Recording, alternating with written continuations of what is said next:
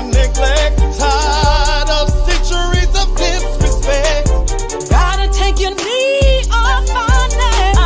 Sick and tired of being sick and tired. Oh, Sick and tired of being sick and tired. sick and Sick and tired tired. of being sick and tired. No more mothers crying, no more others dying. Sick and tired of being sick and tired. We just can't go on this way. We've got to break these chains. Now's the time to make a change. Together we can celebrate new day. I'ma use you here and tomorrow. Say the name. Orlando, Freddie, Eric, and Say Jamal. the name. Sandy, George, and Rihanna. Say it. Make me wanna scream and holler. Sick and Sick and tired, so sick and tired. No more mothers crying, no more others dying. Sick and tired of being sick and tired. Sick and tired of being sick and tired. Sick and tired of being sick and tired. No more mothers crying, no more others dying. Sick and tired of being sick and tired. We can't No more mothers breathe. crying, no more others dying. Sick and tired of being sick and tired. We can't breathe. Being sick and tired. Not just in the Sick and tired of being sick and tired. I'm so tired. Being sick and tired. Not just in the Sick and tired of being sick and tired.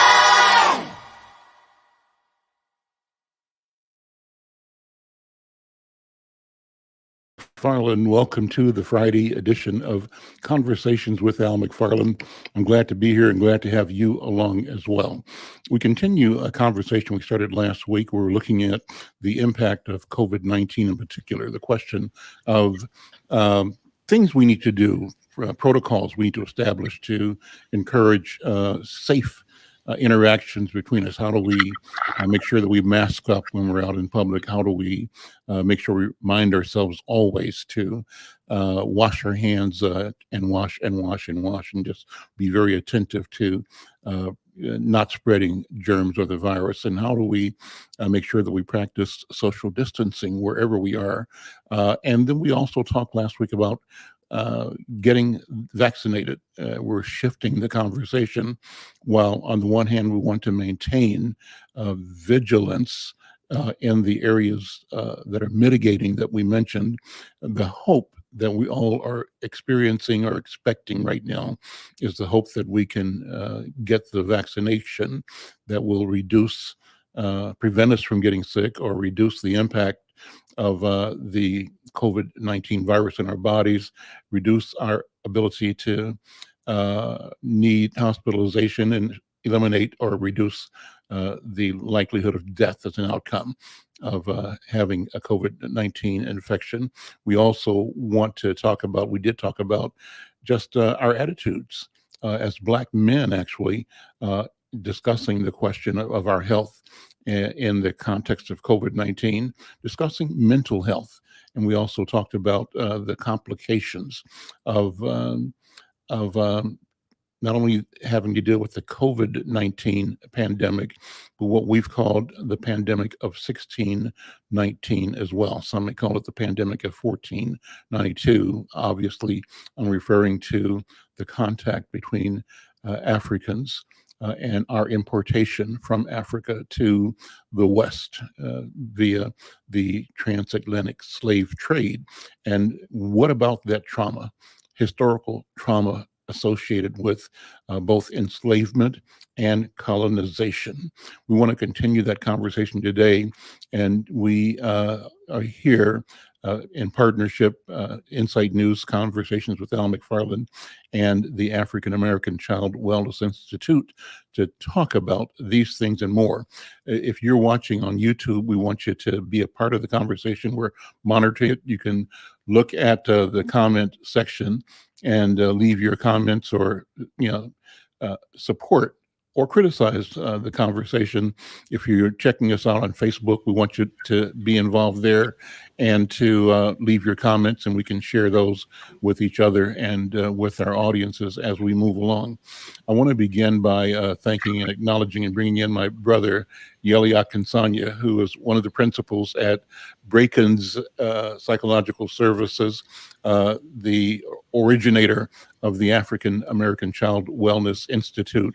And as it turns out, Yeli and I are kindred in the context of our training and profession. Yeli is also a professional journalist and communicator and broadcaster. So he brings not only his business skills as the managing member of the Break-ins and the Child Wellness Institute, but all of that cushioned and informed by a specific knowledge and training in communication and information technology.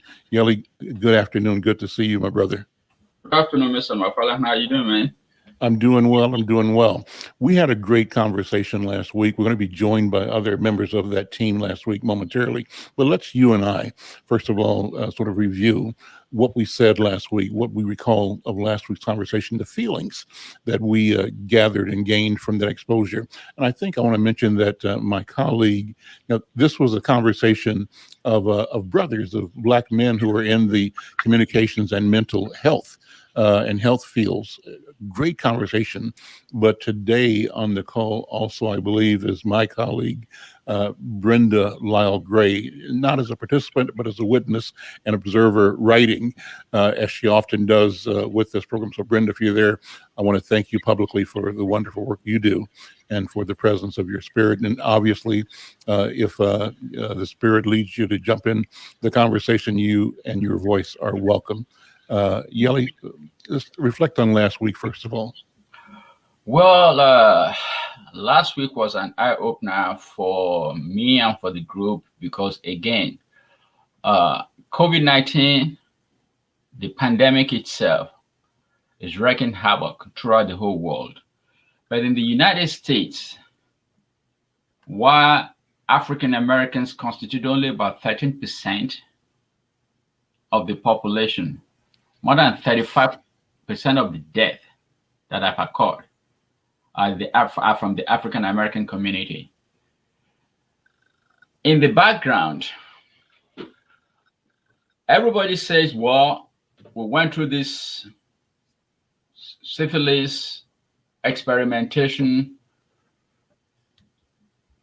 and there's a lot of trepidation in the community about people actually taking vaccination.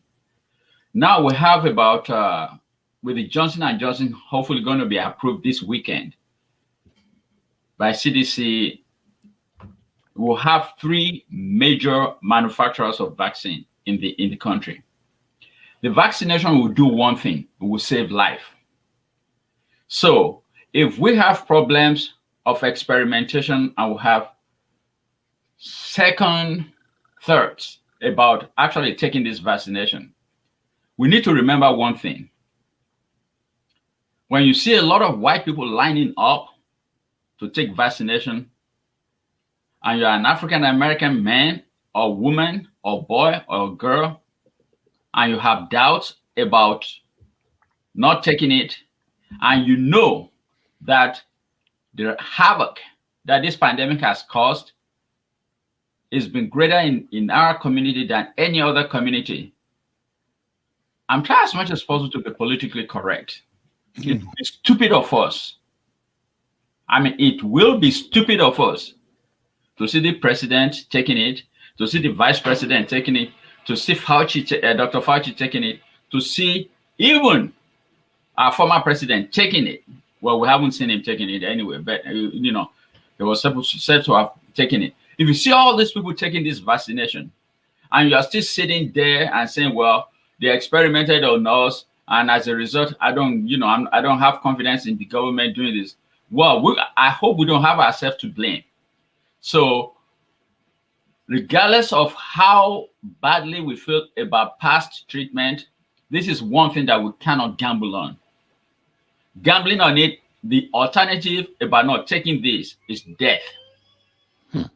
I don't know how to put it in a very, politically correct way. The alternative is death, period. So please, Mr. McFarlane, I know you have taken your Both of I your have. I've had both shots. you have. Absolutely. I've Yeah. had one. I'm taking the last one next week with Dr. B. Mm-hmm. The first opportunity we had, we jumped on it. They finally Mhm. got in touch with our office, and then they sent it people in our office to go take the vaccination somewhere else. We've sent it to everybody. Please, if you are out there, regardless of whether you are frustrated with past treatment, or you have frustration with with the way the government has implemented this, or you have doubts about the validity of the vaccination itself, please just put it aside, close your eyes, and just go. In fact, Daryl maybe will be joining us later. We talked to him this morning. He was on his way to take his first dose. Mm.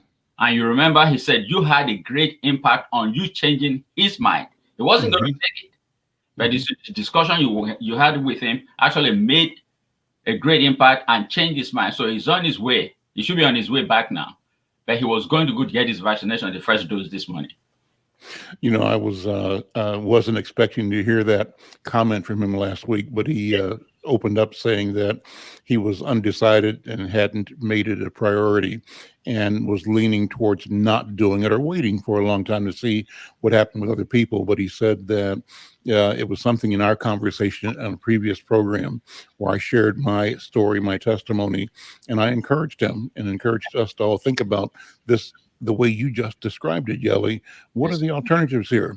And I believe that what got his attention was something that Brenda and I have talked about. Brenda Lyle Gray and I are classmates from kindergarten. We went to school together as 5-year-olds in Kansas City, and we had reminisced on several programs about being at D.A. Holmes elementary school in Kansas City, and on several occasions having the entire school out on the field or either in the gymnasium for mass inoculation vaccination projects. What were they? We got vaccines for polio. We knew how devastating polio was in the world. This is as children, as kindergartners, first and second graders. Our communities and the country were so concerned about the devastation that polio was having on populations worldwide. And we could see in our neighborhoods people that were afflicted and disabled by polio. And so we were taught in classrooms. I remember right now probably talking about or reading about, having discussions about Jonas Salk. Dr. Salk, the creator of the Salk vaccine, right, that rid the world of polio. And so the institution of science and medicine and health brought an antidote, a prevention, a cure for this massive disruption that human beings are experiencing globally called polio. And in the same fashion, we got measles and smallpox vaccinations in large groups. So I put the memory of the life-saving experiences that I had as a child in the front of my mind as I looked at the danger posed to my life and the lives of people in our community right now with COVID-19. And I trusted that what we did, what our parents did, and what our community did, and what our society did, because I saw the results. I'm here speaking because we were effective saving lives, right, against polio and against measles and rubella and mumps and against smallpox. For that reason, we're here now in ways that we might not have been if we had distrusted the science and chose not to take advantage of the medicines and the science available at that time. So I think saying that in a conversation was one of the reasons Brother Daryl heard something that resonated with him. But I was surprised to hear him say last week how the overall conversation that he and I had helped him make up his mind. And I'm pleased that you are reporting that this morning he is off getting his first shot. And I'm glad that he has done that. Yelly, I also tell people, I was on a call an hour ago, work with Hawthorne Neighborhood Organization. And this day we had a monthly meeting of what we call the North Side Agencies Coalition, Okay. Northside Urban Coalition. And the agenda today was COVID-19. We had physicians from Community University Healthcare and other sources talking about what they do and giving a great PowerPoint presentation about disparities, right? How our communities are disadvantaged, but how we should just move forward and be very intentional in getting our people to the test, to be tested and to the vaccination, right? One of the things that came out in today's conversation was a statement by one of the physicians on the call saying we really got to think a lot about disparities. For example, it sounds reasonable that the state's plan, as it's been articulated, is to focus on getting 75% or 70% of those people who are over 65 vaccinated, and then to move the window open to the larger group for 50 and above, and people with special risk, et cetera. But he said, while that's good intentioned, look at what it means in terms of the disparate impact. When you're looking at people 65 and above, right, reaching them, the life expectancy difference, number one. Exactly. The demographics of that population is not consistent with the demography up and down the age spectrum. So you're right. You're protecting white people, and that's great. But that strategy alone does not reach Black communities that are more impacted by the virus than other communities. Does that make sense what I'm saying? It makes a lot of sense. And another thing that I don't know if I can say this on the air. I think if you don't know, don't say it. But if you no, what I'm saying is about 2 or 3 or 4 of our participants who did send me text messages saying they are waiting at the backstage and they can't get into the conversation. Okay, thank you for saying that. So let's try to have Kelvin. You're there. See what you can do to bring people in. There they are. Okay. There they are. Okay, great. Here we are. Yeah, and then I sent Kelvin, you a message out. Wow. Kelvin, did you send the link out to Colonel Reb? Because he's going to join this conversation as well. Colonel Reb is a veteran and a mental health practitioner from the Veterans Administration that I thought he would enjoy this conversation. Great. Good to see you guys. And Yeli and I were sort of giving background on the wonderful conversation we had last week and how do we continue that this week with this program. So let me do this. Last week we used the talking stick as our mechanism for moving the conversation. And the question I asked Yeli, I'll ask to each of you, and let's reflect on the conversation we had last week. What have you thought about all week in terms of the value of the ideas and information we shared last week and where you think we should go? So I'm going to pass the stick to Ted Thompson. Ted, brother, good to see you again, and thank you for being on the call. Good to see you. Can you hear me? Yes, perfectly. Wonderful, wonderful. I thought that the conversation last week really did bring very valuable information. It is very good to listen and hear the ideas of youth and seniors within the society. I think we really do need both of those voices in order to understand the realities that we face. So I was very impressed with the conversation and happy to be a part this week. So with that introduction, I'll hold my comments until we get to more discussion. And you can pass the talking stick. I'll pass the talking stick to Dr. Linder. Thank you, Ted. As you were talking, I realized that part of that we're talking about what changes people's minds is being able to have a conversation. It's the conversation that changes people's mind. And so I'm thinking in terms of where do we go next? One place we go next is to encourage people out there to have this conversation with people they know. people they love, people who trust them, and to have the conversation just for the sake of like helping them sort through their thinking, not to convince them that they have to decide one way or another, but just to figure out what are their questions about it, and are there ways to sort through those questions and help them answer those questions. And in thinking about that, I was also thinking that if possible, if there's a way for our audience out there to send questions to us, that we can also begin to have that kind of change here and model how that can be done, rather than us being talking heads. And we don't need to convince ourselves. We're already convinced, so we don't want to be preaching to the choir. We really want to be in having this conversation with the listening audience out there, some of whom haven't made up their minds about whether they're going to trust this vaccine or not. So I will pass the talking stick on. Let's see. Daryl, did you just get your vaccination today? I just got my vaccination yesterday. So what I'll say about last week, I think last week was definitely a needed conversation. I think it was a needed conversation for us with each other.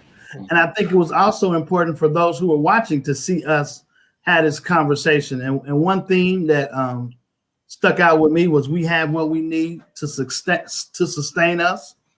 And I think about a seed. When a seed has everything it needs in it to grow. And I think we as a people have everything we need to grow, yet it has to be nurtured, pruned, some sun, some water. And I think as we had these kind of conversations, it helps us not only nurture each other, but nurture our community. So with that, I'll pass it to Mr. Turnipseed. Well, thank you. For me, that conversation, I was delighted to be in a room where I could hear some feedback on thoughts that I had, and from professionals and people in the community and stuff. So you guys were a great teaching tool for me. And so I was able to take my information that I considered valid now from Black people to my family, which is a large family and stuff, and encourage vaccinations. So it did a great thing for me, because we, as a people, there's certain things that we have control of. You have control of whether you get the shot or not. It ain't about racism or nothing and stuff. And like somebody said, Al said, if the president gets it and the vice president get it, we've been hollering about getting what they get for years. And now we get no pass on it.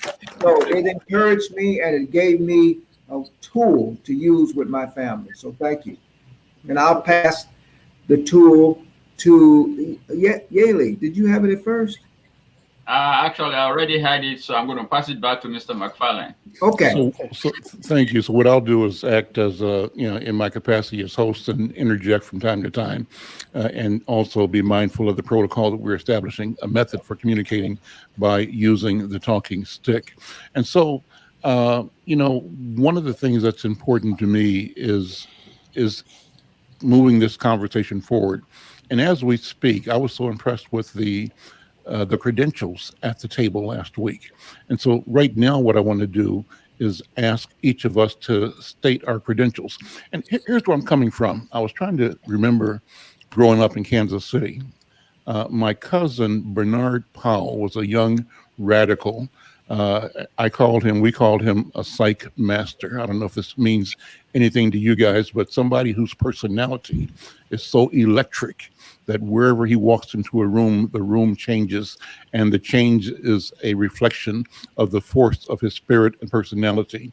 And he either would laugh or be critical, be sharp, be engaging, but everybody had to pay attention to him. As it turned out, Bernard was killed, murdered, shot in the head, assassinated at the age of 33.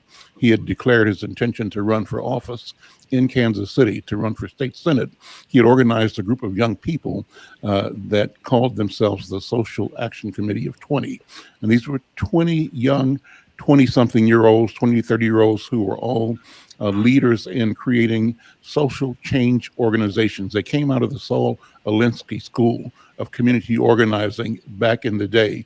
and some of them are connected with, I think, with Maulana Ran Karinga and that consciousness movement, some connected with Baraka and the Black nationalist movement. But in some, these were motivated men and women, fearless, clear, and he represented and embodied this energy that all of them had sort of multiplied in him. So he taught me and us back in the day that we should be in the habit when we connect of establishing who we are and from whence we speak, and do that as a matter of not braggadocio, but a matter of statement. Because of this, I say this. And so I'd like to have that be part of this protocol today. I'm speaking to you because I am a journalist, I am a writer, a publisher, a communicator, a broadcaster, and I speak to you because I have a gift. The gift that I bring, the gift that has been brought to me, that has informed my life, is the gift of communication. I have a gift that has two sides. One side is the gift of perception. I see things, and I'm able to look at things, to examine them, and to understand what I'm looking at. The second part of the gift is the power of description. I have the trained and beyond training, intuitive, gift level ability to describe what I have seen, what I've heard, in ways that if you were not there, and if you were halfway around the world, and you heard what I said about what happened, it would ring true to you because it is true. So that's who I am, Al McFarlane, communicator. I have a vision, I have a mission, I have a work. I'm here to do that work. With that, I pass the stick back to my colleague, Brother Ted Thompson. Mr. McFarlane, can I say this real quickly before? Yes. Okay, good. I just received an email from Dr. B, and this is very, very important, from Sharon Sales Belton. It said, we at the Hennepin County have excess of vaccine available today that we need help allocating. If you know someone who is 65 years plus or is a teacher or a childcare provider, please have them call 612-873-2922 to schedule their vaccine today. Get in there. Great, thank you. Good information. And I'm acknowledging we're being joined by my friend and colleague, Colonel David Rabb, who is also a mental health worker. So he'll introduce himself in a minute. I'm passing the talking stick to Brother Ted Thompson. Thank you. Thank you. One of the things that I learned last week was that Mr. McFarland and I have a little historic connection. We are both graduates of Morehouse College, and I'm sorry to say I did not even know that. And I'm not a graduate, but I attended Morehouse. But I'm a Morehouse man. Well, that's good. Yeah. That's good enough for me. You're in the family. That puts a huge smile on my face. Puts a huge smile on my face. So you know my name, Ted Thompson, and at this point I'm in semi-retirement. I am a life coach.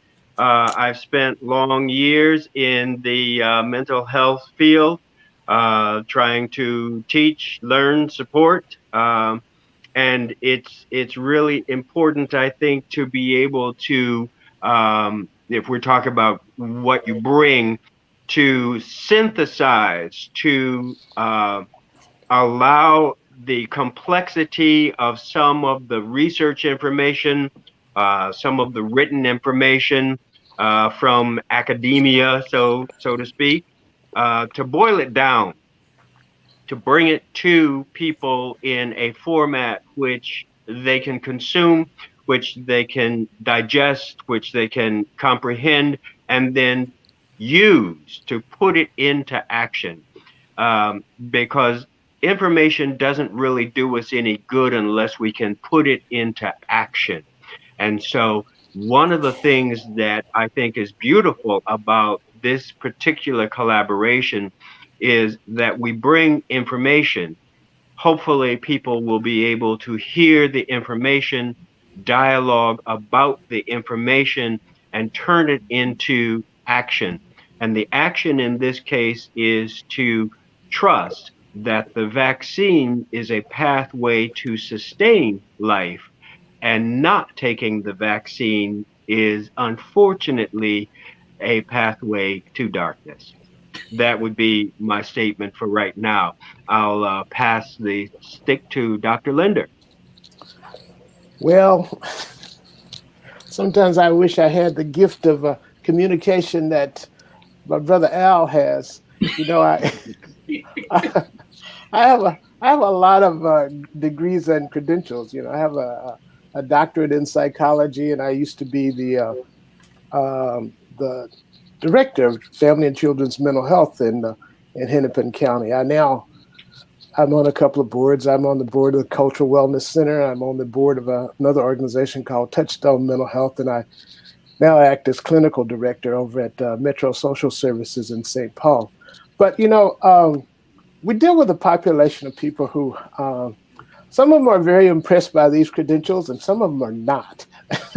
I know when I first got my doctorate and I got licensed, I hadn't put it up on the wall for, you know, really almost a year after I got it, you know, and I was out shopping one day and I found some nice frames that I thought would look great on them. So I got the frames and I put them up there.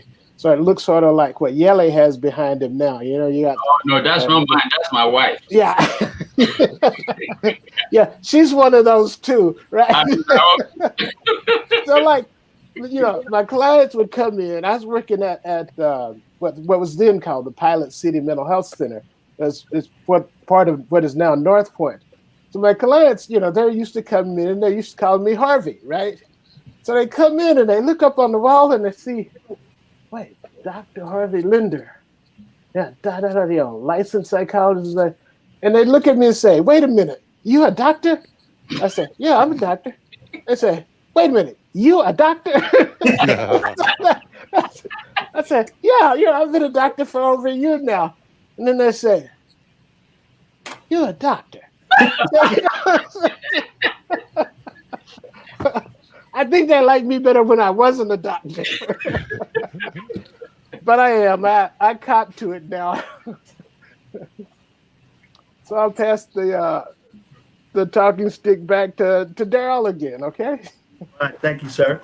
Well, no disrespect, Mr. McFarlane, but I hate when you have to do a introduction with credentials, because sometimes I think people hide behind their credentials, and we have a lot of educated fools running around here. Yes. But I'll say this: I got a couple of master's degrees. I got one in psychological counseling. I got one in divinity. So I've been doing therapy in mental health for over 20 years. My specialty is children. I'm also a pastor. I'm pastor and founder of Proverbs Christian Fellowship. We've been in existence for in March 23rd, it'll be 18 years. So I've been pastoring and I've been doing therapy. I'm also a dean of students at a private Christian school, K through 5. Yet I could throw all that away. And when people introduce me to preach and they say, what do you want me to say? I want them to say that my gift is I love people. I don't care what color they are. I don't care how they act. I don't care what their history is. I genuinely love people, and I have the ability to build a relationship with anybody. And I take that to heart, because I think that is very, very important, the ability to establish rapport with anybody. And so I take that, so I bring that love of people to the conversation today. And I'll end with this. Dr. Linder, I'm working on my dissertation. I've done all my classes for my doctorate of ministry. So hopefully I plan to graduate in March of 22.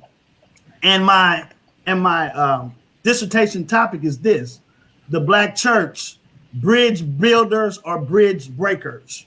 So that's where I'm at, and I'll pass it to Mr. Turnipseed. I wanted to, hey, John, before I wanted to throw in one more thing. You know, I told that little thing about my diploma being on the wall, right? I was also like the chair of the board of psychology for like 5 years. And so not only do I have like my name on my diploma, but I have my name on the licenses of about 500 psychologists in the state. Hmm. Wow. Okay. Well, John Turnipseed, I'm my job title is Executive Vice President at Urban Ventures, and also the acting president of Mad Dads, Minneapolis Mad Dads. I just acquired that recently. I'm a pastor, a minister. Um, I'm an author. I've authored a book, and I'm writing my second one. I produced, well, I wrote three films that are out on the YouTube. They're Hollywood quality films that won some awards. So I'm a communicator. I'm a teacher and I spread ideas to people. That's what I do.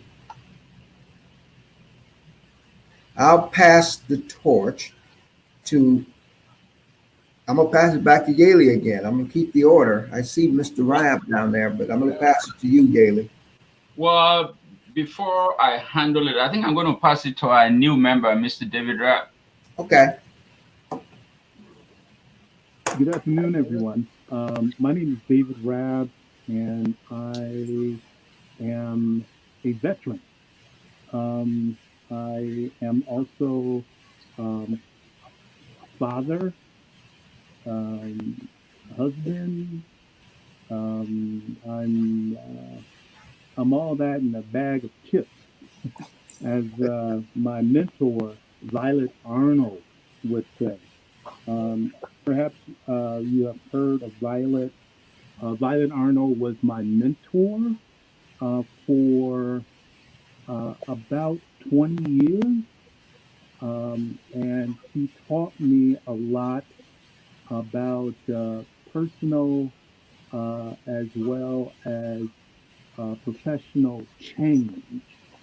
And I took the knowledge um, from her and I utilized it when I went to war in Iraq in 2003, 2004.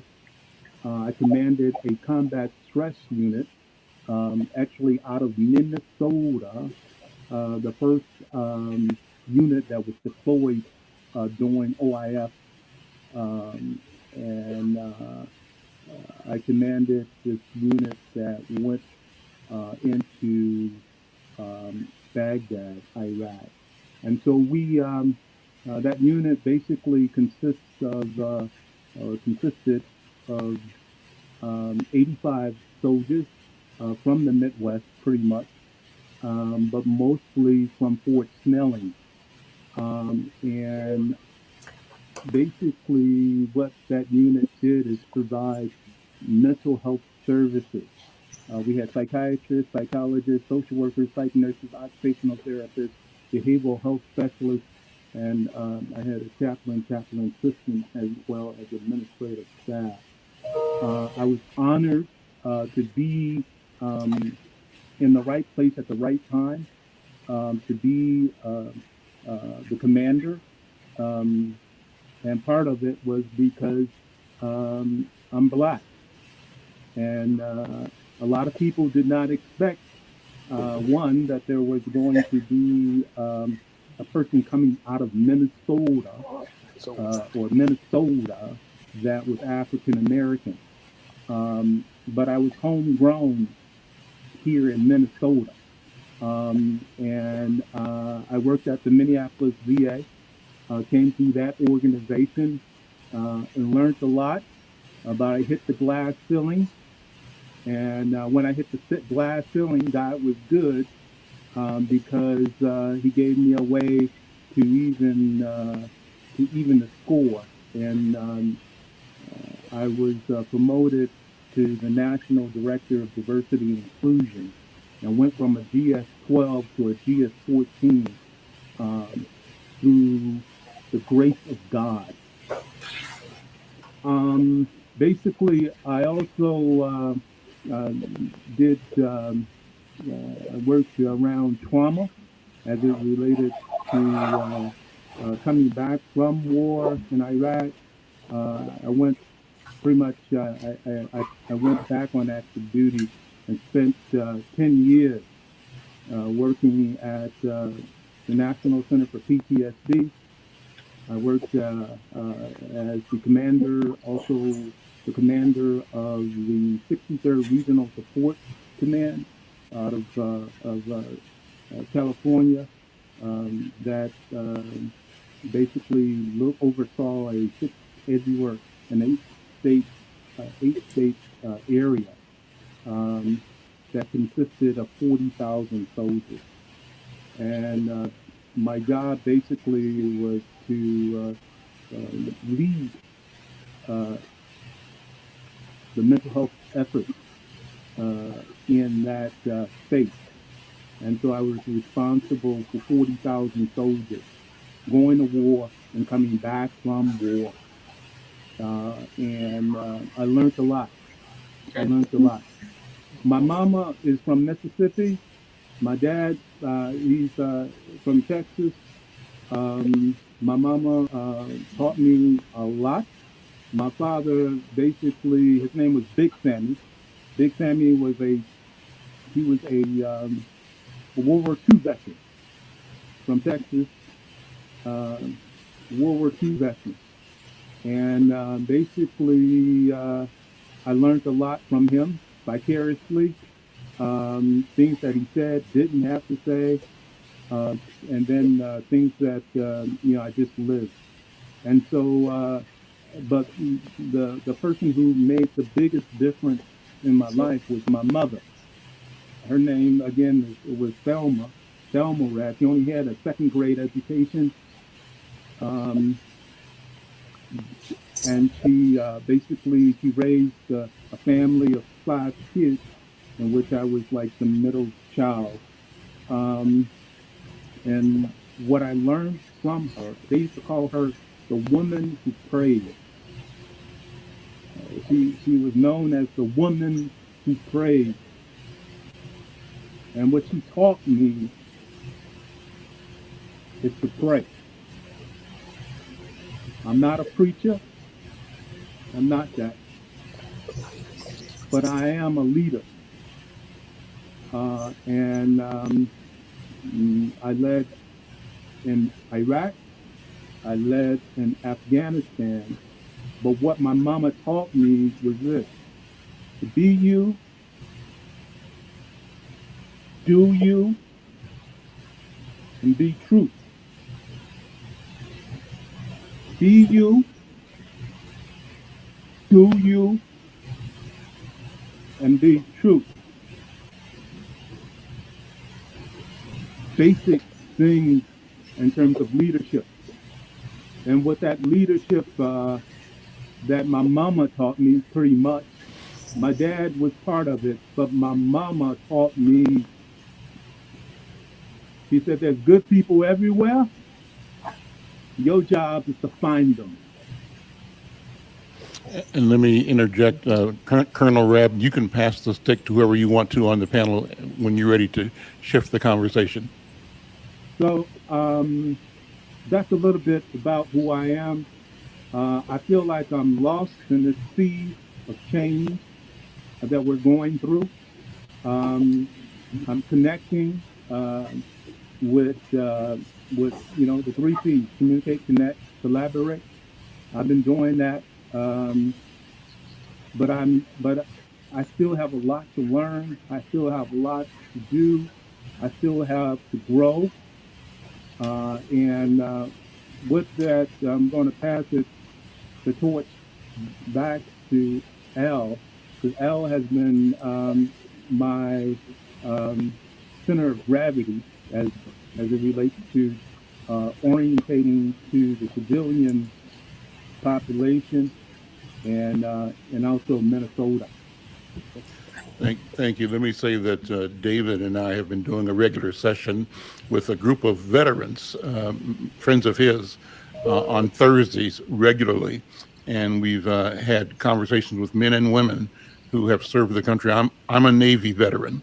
And the guys that he pulled together are, like you all in this call, stellar, credentialed, experienced human beings, and it is both a joy and a pleasure to be in the conversation. So let me keep this conversation going by passing the stick to Yeli Akinsanya again.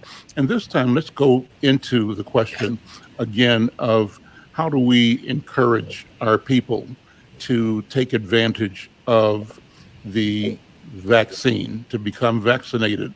And I'd like to add to your consideration of that question the thing we started talking about last week, and that is about protocols, ways to be with each other and ways to be ourselves. I heard that in some of what Colonel Rabb was just talking about, and I heard it in what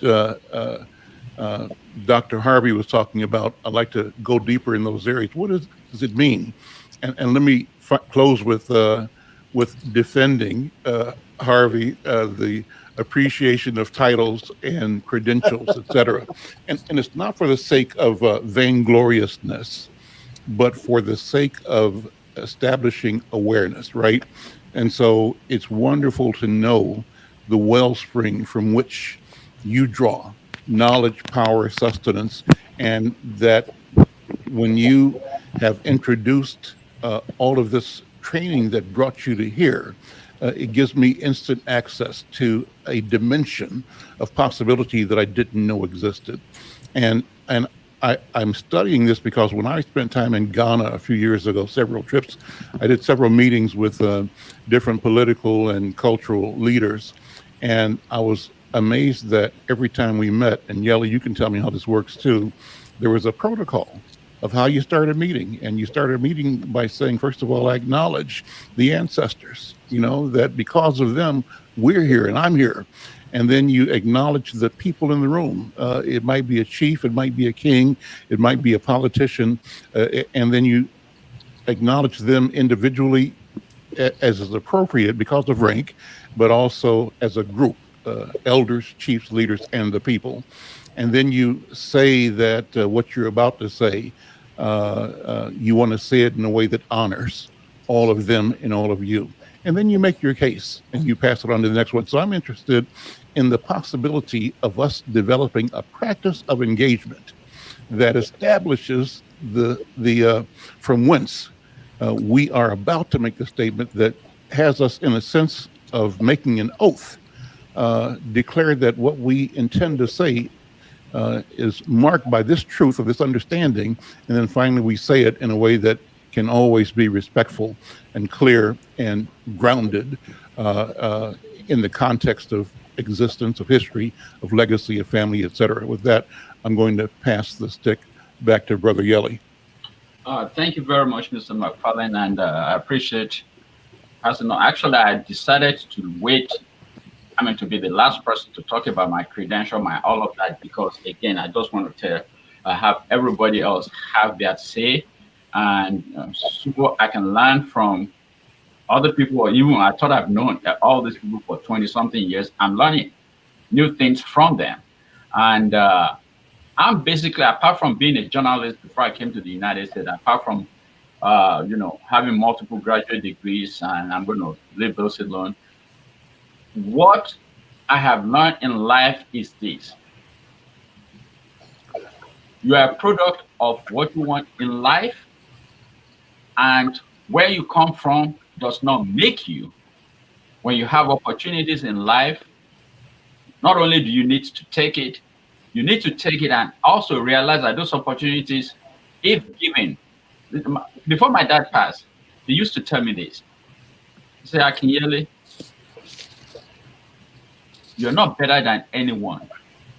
The one thing I can be sure of is nobody's better than you.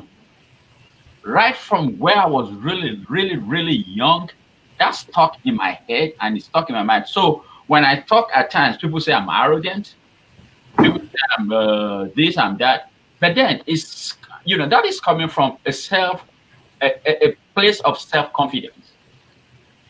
One thing I do not do, regardless of how offensive anybody is to me, I do not disrespect people, especially when you are older than me. Even some of my friends who are older than me, they can say and they can attest to that, regardless of how friendly we are, I do not disrespect them, because age, where I come from, means a lot. It means wisdom, and it means basically, you know, Nigerians will do this.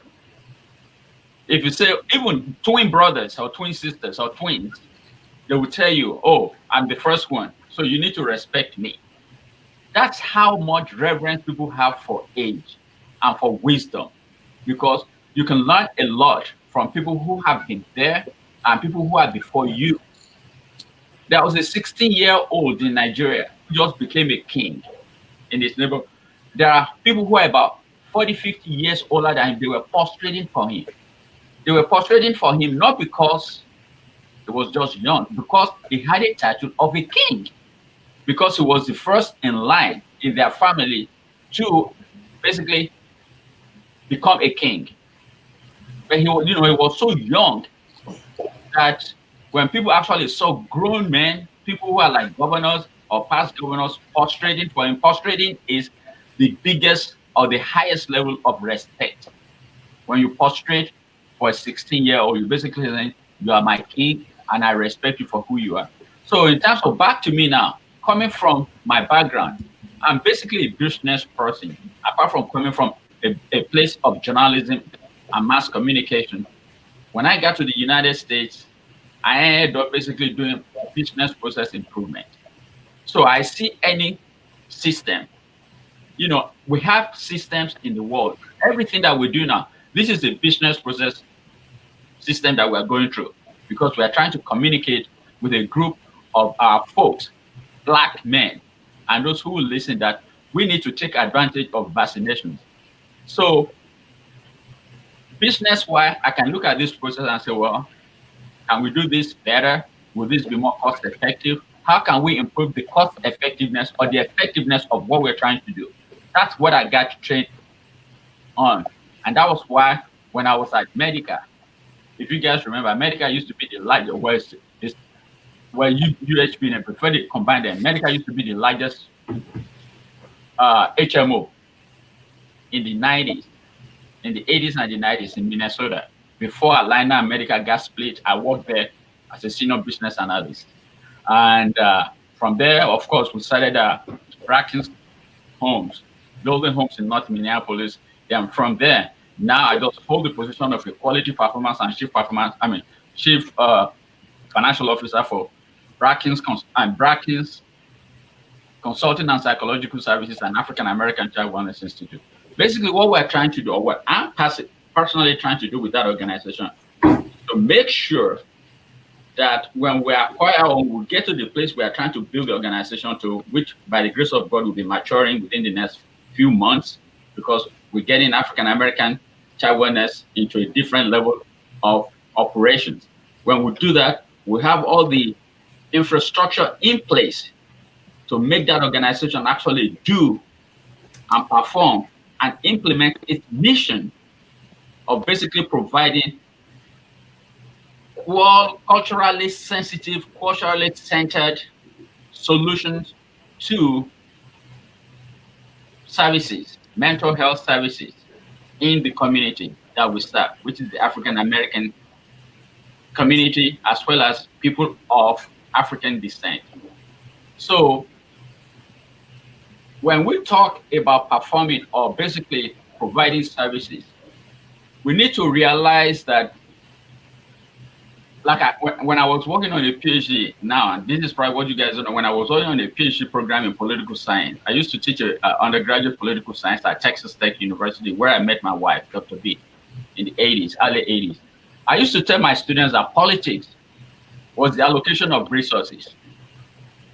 The definition of politics is allocation of resources, especially in the United States, which means who gets what, when, and how. So if you don't understand that that's how politics works, which means the people who pay or give money to politicians are the ones who are actually dictating the policies to people in this country. It's just a fact. So when you hear, when people say, well, there's this free vaccination, and we are complaining about being discriminated against, then we have an opportunity to save our own lives by being vaccinated from this pandemic. We do not have an excuse not to do it. And with that, I'm going to pass the stick to Dr. Harvey Linder. Thank you, Yali. Yes, sir. Um, I'm thinking that how do we answer the questions that people out there might have? And we probably won't have time to answer all those questions on this show, but maybe before we end, you could give out that number again for like if people are looking to get are available to get a shot today, that there's a number that they can call. Um, the Cultural Wellness Center also has a contract with the Minnesota Department of Health to be a resource broker to help people find out information about how to get tested, how to get resources in the community if you've been affected by COVID-19, and also how to find resources for getting a shot.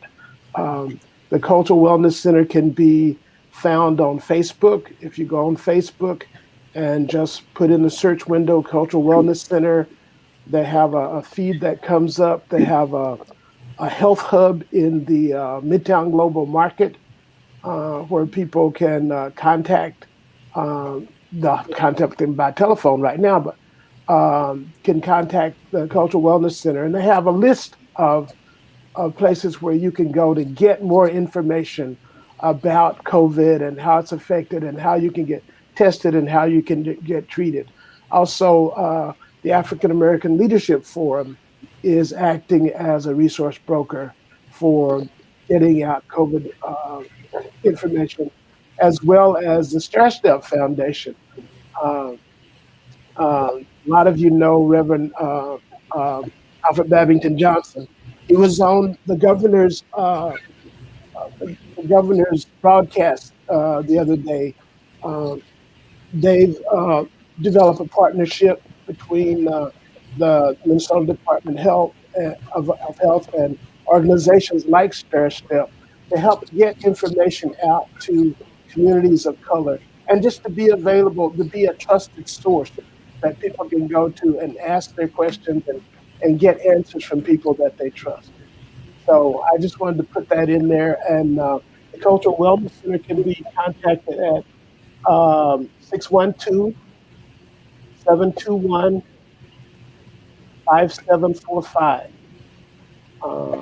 and or you can look them up on Facebook, or they have a website, culturalwellnesscenter.org, um, where you can go to look for information. So with that, I'll pass the talking stick back to Ted Thompson. And Ted, do you have something to add? Thanks, Harvey. That was good information. I appreciate it. The thing that I think I would have to say, I'm getting a little interference here. I have several planes passing over, and it's making the signal very jumpy. So I hope it's a stable signal on your end. The thing that I would have to say is, many times we simply give the answer, "I'm not going to do it," or "I don't believe in it." It's not enough to just refuse to take the vaccine. We really need to discuss the reasons and the emotions behind that statement. As a community, I think we really benefit from having more discussion of the way we think about the systems that we participate in, the way we feel about the systems that sometimes govern our lives. It's very clear if we look back, it's very clear to understand that in the 60s, when the public saw the brutal treatment of the police by demonstrators for civil rights, it brought about change under LBJ. Um, that change sometimes is necessary because the talk is good, but really making the legislative or the behavioral change is the only way that you can get good change in the society. We've seen as the cell phones now have cameras that we've seen the treatment that people have received by some segments of the police. It's making change because it brings it to the attention. So I think that awareness, the discussion, and bringing the discussion to the forefront is one of the best ways that we can encourage people to essentially take the risk. That taking the risk is better than not taking the risk, especially in this case. Um, I remember the hyperbaric chambers for polio, and I remember when the Salk vaccine came in. And when you saw the limited mobility of a person in one of those chambers, it gave you that very visceral and visual and emotional impact. This virus is different in the sense that it is not so visual, but it certainly is as deadly. And so I think we need to keep the conversation going. I think we need to keep the participation going and to encourage people to talk about both their reasoning and their emotional impact of this new vaccine. I'm going to pass the talking stick to Daryl. All right, thank you, Dr. Thompson. I agree with what Dr. Thompson said, and I'm gonna try to add a little bit because I think there's a critique that needs to happen of me and Mr. McFarlane's conversation, because we could easily say that Mr. McFarlane gave me his story, and I was skeptical. I heard his story, and I decided to get the shot. But it was much more than that. There's a biblical principle that I'm gonna paraphrase: is the old women teach the young women, and the old men teach the young men. And I think in our conversation, Mr. McFarlane did a couple of things. Number one, he listened. He did not judge me for not wanting to get the. So he just listened, and he gave feedback, and I also listened to what he wasn't saying. So he was saying something with his words, but he was also saying something in his spirit. And I think he took, like Mr. Yelly was saying, there has to be a level of respect. We have to walk in the fact that as we are older men, we have to, and y'all may be mad at me, but we have to live a life that's worth somebody trusting what we say. And because Mr. McFarlane is who he is, it doesn't matter what he says, because how he carries himself, because how he lives, I have to listen because he's proven. And because he's proven, I have to hold on to that. So there's a couple of things that I've said as I critique the conversation. He's taking his rightful place, because what he wasn't saying was, Daryl, how can you be a leader in this community and not encourage people to get the shot? You can't be walking around here and not getting a shot. Now, he never said that, but I felt that in his spirit. He can say he did or didn't. It doesn't matter. But he lives a life, and we as men have to live a life, and we have to walk in our rightful place as those who've been respected, to talk to those younger than us, because no matter how they act, I don't care. I said this last week. We talk about protocols of engagement with each other. We have to understand that we all have gifts, and young men and women are dying to talk to the Black man.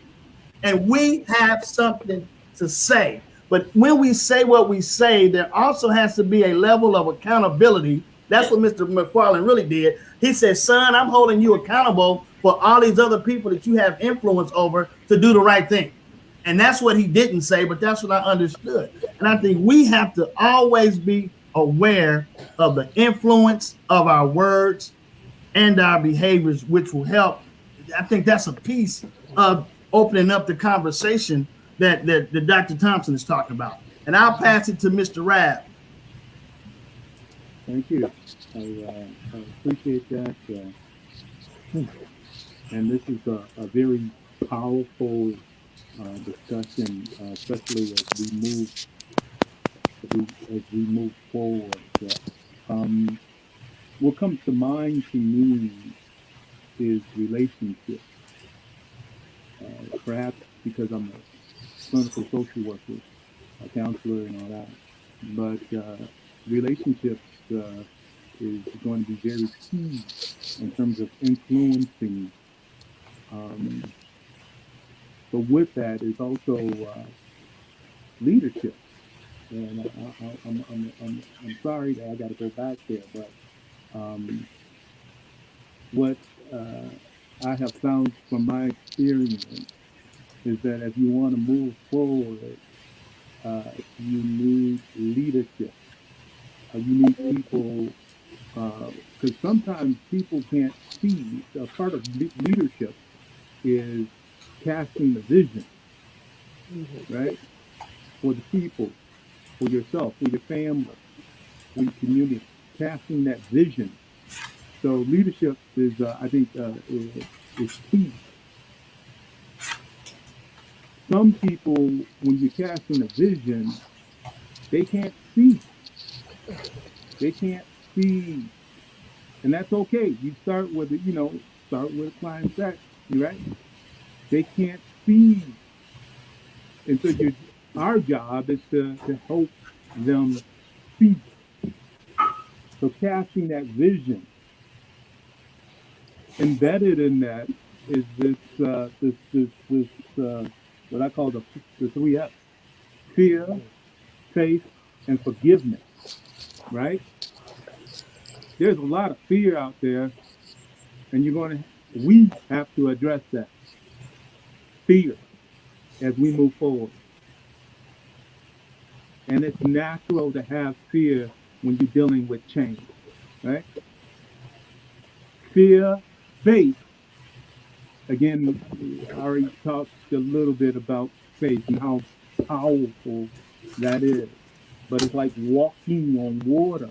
It's like walking through. You got to have the faith, right? Give the people some faith. And that's where the religious community, regardless of what religion or belief system there is this issue of faith. You got to have, even I've seen on the battlefield, even people that don't have faith to get through situations when their back is against the wall. Fear, faith, and then what I think is also tied to that is forgiveness. Fear, faith, and forgiveness. We're going to first have to forgive the people who are not willing to engage, right? We're going to have to forgive people who don't have the knowledge or are afraid. We got to move forward. You got to forgive. The process of moving forward is a lot of forgiving. And then you got to forgive yourself. I mean, personally, right? It comes to, because nobody's perfect. So a lot of forgiving as we as we move forward. Relationships. I'm gonna close with this. The most powerful prayer that I believe for me and for, I know, many service members or veterans is this short prayer of, "So help me God. So help me God."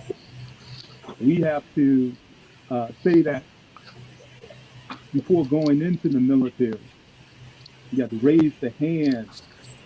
And what we're saying is, "So help me God." Help who? Me. So help me.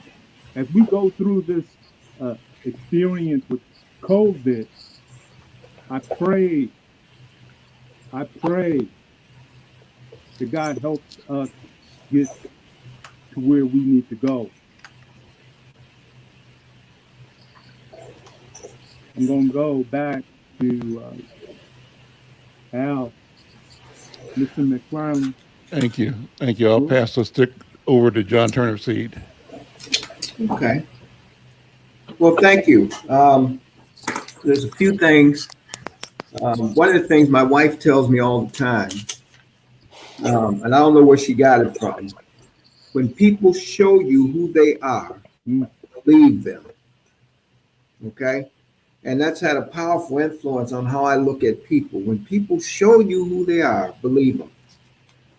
I also have a thought that everybody has an audience. I have an audience that you guys couldn't get to, and Daryl has an audience Al has an audience that I can't get to.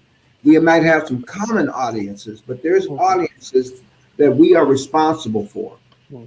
And I believe that we should be accountable to that. Okay? And a lot of times, we go out and save the world, but we don't look at our own family and making sure they are okay. If you're not mentoring somebody outside of your family, I think you cheat the world of your good values. And the other thing I was thinking about is when the GED and the PhD understand and talk to each other, great things happen. It's really, people get PhDs to pass knowledge on to the world, So relationships are more valuable than money also to me. Give me relationships before money, and I can go somewhere. And, this COVID thing has hit me sort of personally in the last couple of days. I have an 84-year-old mentor named Art who has COVID. And it's scaring me because of his age and because of, our relationship. So it's real to me. And sometimes we don't know things are real until they hit home, And another good friend of mine had it, BJ, and he recovered from it. But man, that's a crapshoot. So I don't want nobody that I know, that's including anybody I know, that's including you guys, to ever have this disease. So I'm putting my energy into that. Thank you for letting me, talk on this show. So I think I've heard from everybody. I'll pass it back to Al. I think we're at the end of the show. This has been a great conversation, an important conversation. But we're going to go around one more time just for a closing statement, right, for everybody, impressions, and let's see where we go from here. But I want to start by passing the stick to Brother Harvey Linder. Brother Linder, go ahead. I just wanted to remind us that, people make all of their decisions based on their experience. And so I would remind us that to keep in mind that everybody's experience is going to change over time, including, we have a sense of urgency about this because we know that we're dying at, 3 to 5 times the rate that white people are dying from this. And so we have that sense of urgency. We want to convince our brothers and sisters to do the right thing and, get themselves protected. But I think with that sense of urgency, we should also remember to carry a sense of hope. And that sense of hope is based on the fact that whatever happens, our brothers and sisters out there, as time goes by, are going to have more information to base their decisions on. Not just the kind of information we're giving them, but real life experiences of, like most of us, they're, right now, if we told them all to go get a shot today, they actually can't go get a shot today. It might be 2, 3, 4, 6 weeks, it might be longer than that before they're actually eligible to get a shot. When they're eligible, we want them to get the shot as soon as they're eligible. But I think it's helpful to us to keep in mind that between now and then, they're also going to have more information. They're either going to they're going to know more people in their lives who have gotten the disease and either died or had a bad outcome from it, and they're going to have more people in their lives that they're personally connected to who have gotten the shot and gotten protected by it. and they're going to be able to incorporate that additional information into their decision making. They may not be at a place today where they can say for certain, yes, I'll take the shot, or no, I won't. But in 6 weeks, they may be, it may be an easier decision for them. So I'll leave it at that. Does anybody want the talking stick? Yeah. Brother. Yes. Okay, well, what I'm just going to do briefly is read this again about COVID-19, and I'm trying to send it to as many people as I can. I belong to about 4 or 5 platforms, and I'm sending it to everybody. If you know someone who is 65 years plus, or is a teacher or childcare provider, please have them call. The number is 612-873-2922 to schedule their vaccine. They have vaccinations, they have vaccines today that they can give. Please call 612-873-2922 to schedule their vaccine. Thank you. And that's how I got my shot. There you go. Yeah, you said that last week. And said they have shots available. Call this number. I was waiting to hear from my healthcare provider, but I was able to call the number, and they called me up and said, "Can you come in today?" Yes. So that's important, and because we can't. Okay, I'm going to pass on to Ted. Simple words. It doesn't matter whether it's elephant or ant. There is power in numbers. Yes.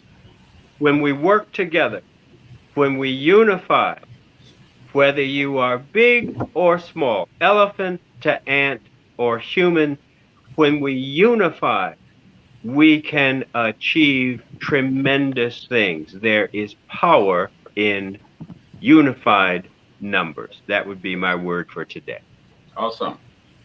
I'll pass the stick to, I'll ask the same question. Who would like to have the stick? I'll Daryl. take it. John? Okay, John. I'll take it. Mine is sort of short. It's an old African proverb. A people that cannot save themselves is doomed indeed.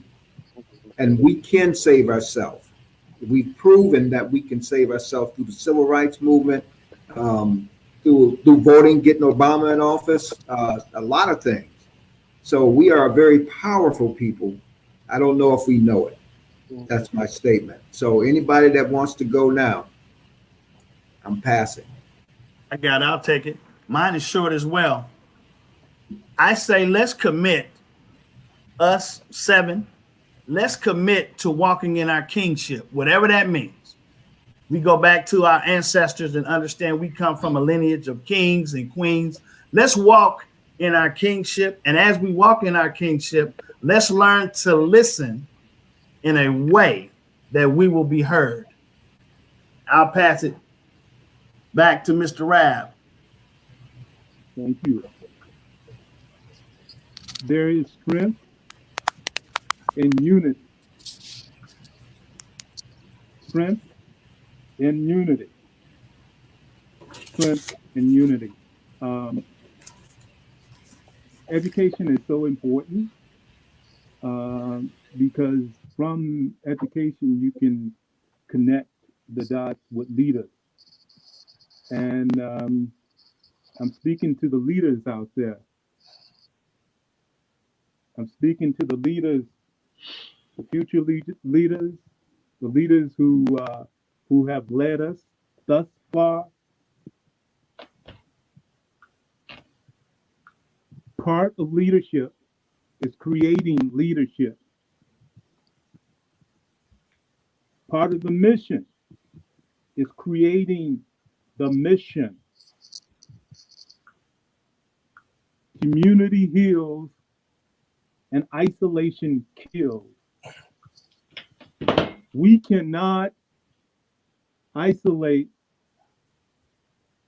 what is going on from our experience today. We can't isolate in our community. We can't isolate in our families. We can't isolate in our schools. We need to do what we were brought here to do. And that is to survive. In terms of our heritage, for it to survive, it depends on us today. What we do, what we say. I would close with a scripture of I can do all things through Christ who strengthens me. There you go, Chaplain. Go ahead. Go ahead. I close. I give it back to Al McFarlane, sir. Well, gentlemen, I think this has been a wonderful hour and 20 minutes, a great conversation. Again, one that we have to keep going. And I'd like to just have us all connect individually offline to see what our impressions are and what the possibilities are. I love what you said, Brother Darrell, about establishing a walk with intentionality in our kingship as individuals. And I love all of the jewels, the proverbs that each of you have dropped into the conversation today. One of the kings or elders that I met, chiefs that I met in Ghana, I asked his son, you know, what makes a guy a chief? He said a chief spits proverbs, and all of you have been spitting proverbs. So I would call you in the language of the Fanti, Nananon, which would be the plural for chiefs, kings. So I address you all as kings, and I say thank you for this conversation. Thank you for being who you are and for being able to communicate that, to talk about it, to share, and to work tirelessly in building our community. With that, we're going to close this session, and we'll let you know when we reconvene. But we're doing every Friday the Healing Circle, and I think next week we're going to be focusing in a joint meeting with the Minneapolis Urban League, talking about the opening of the George Floyd trial. It'll be an important step in both collaboration, but dealing with the topic of extreme urgency, the Derek Chauvin trial for the murder of George Floyd. And then following that, we'll resume and have a session like we've been doing with women in the community, where women meet and talk and have the same kinds of conversations. I think we're onto something good. We want to grow it. We want to bring people in from around the world. We had hoped to have our brother from Lagos on the call today, but we will in the future. But we're going to expand this and create a conversation that lets us look at this thing from wherever we are on the planet Earth. With that, gentlemen, thank you all so much, and we'll see you next time. Now you see why I call you Chief. And what's that number again for today's shot? Today's shot is 612-873-2922. Okay. Thank you. Thank you all. Take care, guys. Bye-bye. All right. Bye.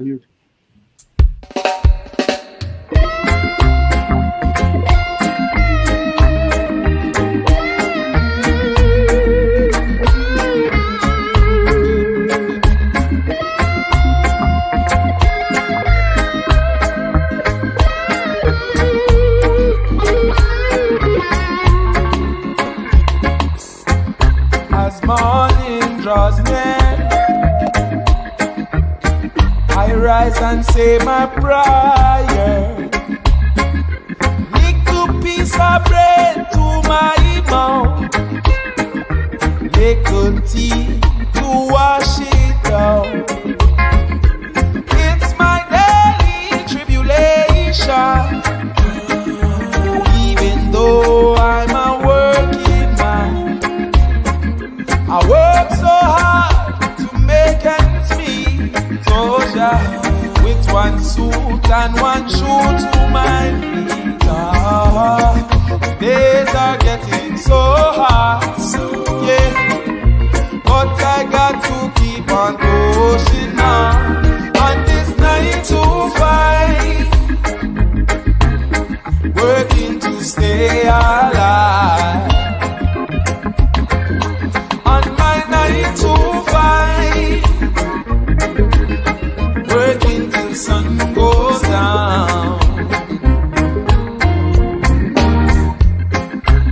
the sun sets in the west,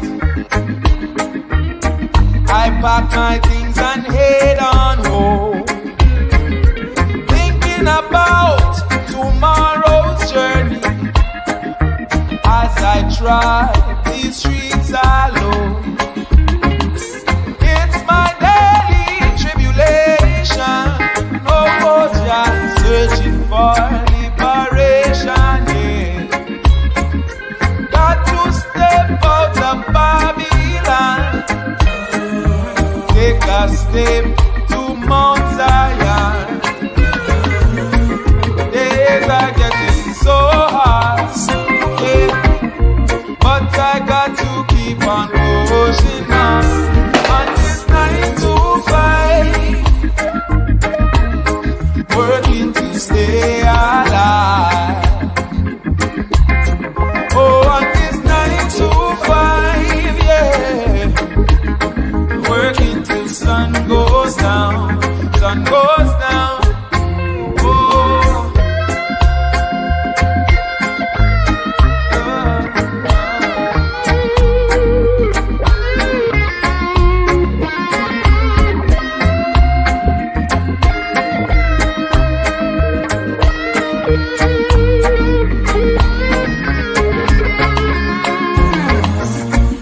Days are getting so hard, yeah. But I got to keep on pushing on this 9 to 5, working to stay alive. Oh, on this 9 to 5, working till sun goes down, sun goes down, sun goes. On this 9 to 5, yeah, working to stay alive. Oh, on this 9 to 5, yeah, working till sun goes down. Oh Lord, got to keep working, got to keep working. Oh,